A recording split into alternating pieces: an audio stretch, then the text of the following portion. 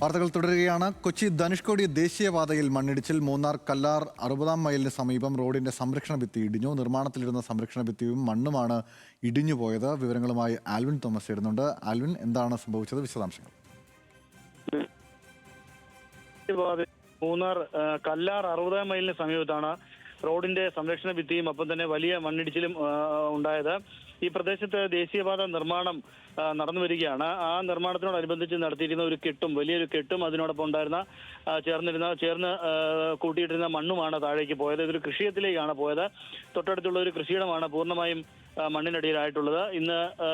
ഇന്നലെ രാത്രിയിലും ഇന്ന് രാവിലെയും ഒക്കെയായി മഴയുണ്ടായിരുന്നുവെങ്കിലും അതിശക്തമായ മഴ ഇന്നലെ രാത്രിയിലായിരുന്നു മൂന്നാർ അടിമാലി മേഖലയിൽ ഉണ്ടായിരുന്നത്. ഇതേ തുടർന്നാണ് മണ്ണ് ഇളകിയത് എന്നുള്ളതാണ് ഈ ഘട്ടത്തിൽ മനസ്സിലാക്കാൻ കഴിയുന്നത്. പക്ഷേ ഇതിലൊക്കെയും ആളുകൾ പരാതി പറയുന്നത് ദേശീയപാത അതോറിറ്റിയുടെ അശാസ്ത്രീയ നിർമ്മാണത്തിന്റെ ഭാഗമായാണ് ഇത്തരത്തിലുള്ള മണ്ണിടിച്ചിൽ ഉണ്ടാകുന്നത് എന്നുള്ളതാണ്. മുമ്പും നമുക്കറിയാവുന്ന പോലെ അടിമാലി പരിസരത്തും ഇത്തരത്തിൽ മണ്ണിടിച്ചിൽ ഉണ്ടായിട്ടുണ്ട്.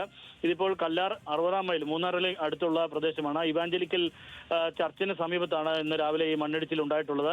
ആ ചർച്ചിനോട് ചേർന്നുള്ള ഭാഗമാണ് താഴേക്ക് പോയിട്ടുള്ളത്. അതുകൊണ്ട് തന്നെ ചർച്ചിന്റെ ഭാഗം വലിയ അപകടാവസ്ഥയിലാണ് ഉള്ളത് എന്നുള്ളതാണ് ഏറ്റവും ശ്രദ്ധേയം.